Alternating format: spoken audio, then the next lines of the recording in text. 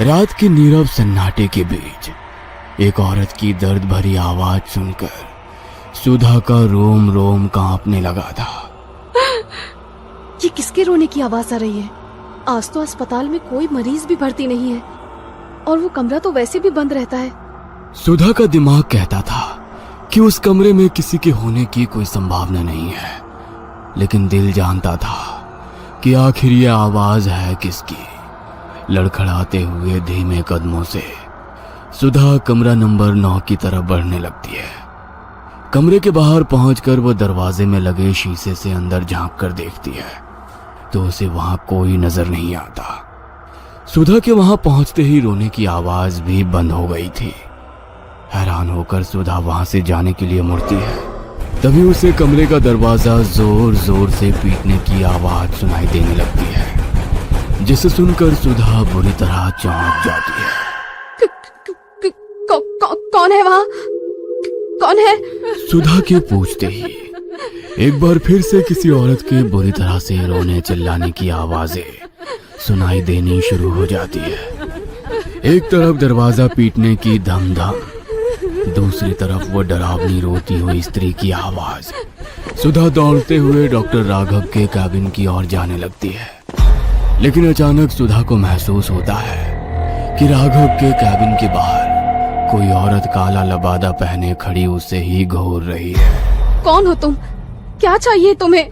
सुधा के पूछने पर उस औरत के सर से वो लबादा हट जाता है। सामने खड़ी हुई महिला का चेहरा इतना भयानक था कि उसे देखकर सुधा के मुंह से चीख निकल जाती है और वो हड़बड़ाकर जमीन पर गिरती है।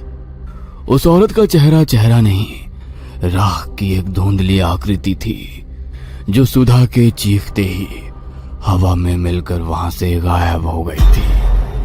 सुधा की चीख सुनकर डॉक्टर राघव अपने कैबिन से बाहर आ जाते हैं। क्या हुआ सुधा, तुम्हें नीचे कैसे गिर पड़ी? डॉक्टर यहाँ कुछ था। अभी यहाँ कोई खड़ा हुआ था जो मेरे देखते ही देखते राख बनकर हवा में गायब हो गया। कमाल करती हो तुम। कौन होगा यहाँ? जानती हो ना, इस गांव के लोग अस्पताल में इलाज कराने नहीं आते। पिछले 10 दिनों से हम अकेले ही तो पूरी रात बिता रहे थे, फिर इतनी रात को कौन होगा यहाँ? सुधा की आंखों ने जो देखा वो चाह कर भी उसे भूल नहीं सकती थी। आप मेरी बात पर यकीन करिए डॉक्टर, यहाँ कोई था, मैंने अपनी आंखों से उसे देखा। अच्छा आप एक बात बताइए, आपने किसी औरत के रोने की आवाज नहीं सुनी? मैंने खुद अपने कानों से उसके रोने की आवाज सुनी और जब मैं कमरा नंबर 9 के पास गई तो वो आवाज अचानक से बंद हो गई। आसपास घना जंगल है, जरूर किसी जंगली जानवर के रोने की आवाज सुनी होगी तुमने। घबराओ नहीं, मुझे ऐसा लगता है तुम्हें आराम की जरूरत है। मैं ड्यूटी पर हूँ, कोई मरीज आएगा तो मैं अटेंड कर लूंगा, तुम चिंता मत करो। सुधा हॉस्पिटल से निकलकर कुछ ही दूर पर बने अपने कमरे की ओर जाने लगती है कि तभी उसे किसी के कदमों की आहट सुनाई देती है। सुधा पीछे मुड़कर देखती है, तभी एक तेज हवा का झोंका आता है और सुधा के खुले मुंह से काली राख उड़कर उसके मुंह में चली जाती है। कुछ पलों के लिए सुधा की आंखों की पुतली काली पड़ जाती है और फिर अगले पल नॉर्मल रंग में आ जाती है। सुधा अपने कमरे में जाकर आराम करने लगती है। अगली सुबह नर्स सुधा और डॉक्टर सृष्टि अस्पताल पहुंच जाती हैं। आज पहली बार गांव के लोग एक 14-15 साल के लड़के को लेकर अस्पताल में आते हैं। डॉक्टर साहब देखिए ना, क्या हो गया है मेरे बच्चे को। अचानक ही पूरा शरीर नीला पड़ने लगा, इसका आंख ही नहीं खोल रहा है। हम तो जतन करके थक गए, अब बस आपसे ही उम्मीद है। आप बिल्कुल भी चिंता मत करिए, मैं अपनी तरफ से पूरी कोशिश करूंगा। राघव बच्चे दिनेश को अस्पताल में भर्ती कर लेता है और सृष्टि और राघव मिलकर उसका इलाज शुरू कर देते हैं। राघव, इस बच्चे की कंडीशन मुझे तो कुछ ठीक नहीं लग रही। ना तो किसी जहरीले जानवर के काटने का शरीर पर कोई निशान दिखाई दे रहा है और ना ही ऐसा लगता है कि इसने कोई जहरीली चीज खाई हो। फिर अचानक इसे हुआ तो क्या हुआ? मुझे भी कुछ समझ में नहीं आ रहा। फिलहाल आज रात के लिए इसे अंडर ऑब्जर्वेशन रखते हैं। अगर सुबह तक भी कुछ आराम समझ में नहीं आया तो इसे शहर रेफर कर देंगे। रात घेर आई थी। राघव और सृष्टि आज ड्यूटी पर थे। देर रात गए अचानक बेहोश पड़े दिनेश के शरीर में हलचल शुरू हो जाती है। और वो किसी जिंदा लाश की तरह अपने बिस्तर से उठकर तन कर खड़ा हो जाता है, जिसे देखकर सृष्टि चौंक जाती है। लेट जाओ, मुझे देखने दो मुझे, तुम ठीक तो हो ना? सृष्टि स्टेथोस्कोप लेकर दिनेश के सीने पर लगाती है। तभी दिनेश एक जोरदार धक्का देकर सृष्टि को दूसरी तरफ धकेल देता है। क्या हुआ तुम्हें? दिनेश, तुम ठीक तो हो ना? मैं तुम्हारे पेरेंट्स को बुलाती हूँ। Calm down please. अभी तक दिनेश को अपने पेशेंट की तरह ट्रीट कर रही सृष्टि अचानक ही उसकी आंखों की तरफ देखती है तो उसके पूरे बदन में मानो जोर-जोरी दौड़ जाती है। दिनेश की आंखें बहुत ही डरावनी नजर आ रही थी। उसकी आंखों की पुतलियां पूरी तरह काली हो चुकी थी और चेहरा इतना भावहीन था जैसे कोई मुर्दा अपनी चिता से उठकर खड़ा हो गया हो। एकाएक वार्ड में लटकी पुरानी ट्यूबलाइट झपकने लगती है और कमरे में सीलन की तेज बदबू फैलने लगती है। ये सब क्या हो रहा है? क्या हो रहा है यहाँ पर? दिनेश, ये तुम क्या कर रहे हो? लेकिन तुम ये कर कैसे सकते हो? सृष्टि के इतना कहते ही दिनेश घूर कर सृष्टि को देखने लगता है और अपने हाथ सृष्टि की गर्दन की ओर बढ़ाकर उसकी ओर आने लगता है। सृष्टि डर के मारे जोर जोर से चिल्ला रही थी कि तभी नर्स सुधा कमरे में आ जाती है और दिनेश की गर्दन पकड़कर उसे दीवार में दे मारती है। दिनेश जमीन में गिर चुका था और उसके सर से खून बह रहा था। दिनेश के सर से खून बहता देख सिस्टर सुधा किसी जंगली जानवर की तरह अपने हाथ और पैरों पर चलते हुए दिनेश तक पहुंचती है और उसके सर से बह रहे खून को बुरी तरह से चाटने लगती है। डॉक्टर सृष्टि एक कोने में बूंद बनी यह अविश्वसनीय घटना देख रही थी। अगले ही पल मानो नर्स सुधा पर कोई वहशी जानवर हावी हुआ हो और उसने दिनेश का हाथ मरोड़कर कंधे से अलग कर दिया। डॉक्टर होने के बाद भी यह विभत्स दृश्य देखकर सृष्टि की आंखों के आगे अंधकार छा गया और वो अपने होश खो बैठी थी। कुछ देर बाद होश आया तो राघव सृष्टि को घेरे बैठा था। सृष्टि, क्या हुआ था वहां? और वो लड़का, उसकी मौत कैसे हुई? और वो सुधा कहां चली गई? राघव की बात सुनकर सृष्टि रोते हुए उसे कमरे में हुई सारी घटना के बारे में बताने लगती है, जिसे सुनकर डॉक्टर राघव सन्न रह गया था। राघव एक अमीर पिता की इकलौती संतान था। चाहता तो पिता की दौलत पर जीवन भर राज कर सकता था, लेकिन उसने पापा के बिजनेस से जुड़ने की बजाय कड़ी मेहनत करके एक डॉक्टर बनने की इच्छा जताई। नियति ने अपना खेल शुरू कर दिया था। पिता सिंघानिया बेटे राघव के लिए एक बहुत बड़ा अस्पताल बनाकर तैयार करना चाहते थे, लेकिन राघव उसने कुछ और ही सोच रखा था। आर यू श्योर राघव, तुम वाकई उन आदिवासियों के बीच जाकर उनका इलाज करना चाहते हो? देखो, समाज सेवा के बारे में सोचना और रियल में उसके लिए अपनी पूरी लाइफ को दांव पर लगा देना, ये दो अलग अलग बातें होती हैं। गोल्ड मेडलिस्ट हो तुम। पीजी करने के बाद अगर तुम चाहोगे तो बड़े से बड़े अस्पताल में प्रैक्टिस करके लाखों रुपए कमा सकते हो। मुझे पैसे कमाने के होते ना सृष्टि, तो मैं पापा का बिजनेस भी ज्वाइन कर सकता था। मेरी लाइफ का कुछ अलग ही पर्पस है। सिर्फ पैसे कमाने में मैं उसे बर्बाद नहीं करना चाहता। बड़ी बड़ी बातें करने वाले तो मैंने बहुत देखे हैं राघव। तुम पहले इंसान हो जो सच में इतने बड़े खानदान का बेटा होकर भी उस बीहड़ में अपनी जिंदगी कुर्बान करने जा रहे हो। इतना कहकर सृष्टि कुछ पलों के लिए शांत हो गई थी। Don't be sad Srishti, I understand. तुम्हारी फीलिंग्स की रिस्पेक्ट करता हूँ, लेकिन मैं यही चाहता हूँ कि तुम अपनी जिंदगी में आगे बढ़ो। मेरा इंतजार मत करना, मैं लौट कर नहीं आऊंगा। और मेरा यकीन करो, मैंने ऐसा एक पल के लिए भी नहीं सोचा कि तुम अपनी पूरी जिंदगी दांव पर लगाकर मेरे साथ आओगी। सृष्टि और राघव ने 2 साल पहले मेडिकल में अपना पीजी कंप्लीट किया था। दोनों ही काबिल डॉक्टर बन गए थे। पिछले 8 सालों से पढ़ाई के दौरान दोनों साथ में थे, लेकिन पढ़ाई पूरी करने के बाद राघव ने कहा कि वो अपनी सारी जिंदगी उन लोगों के लिए डिवोट करना चाहता है जिनके पास आज भी मेडिकल फैसिलिटीज के नाम पर कुछ भी नहीं है। तुम किसी भी गांव में जाकर सोशल सर्विस कर सकते हो। ये आदिवासी गांव ही क्यों? मैंने सुना है ये आदिवासी लोग बड़े खतरनाक होते हैं।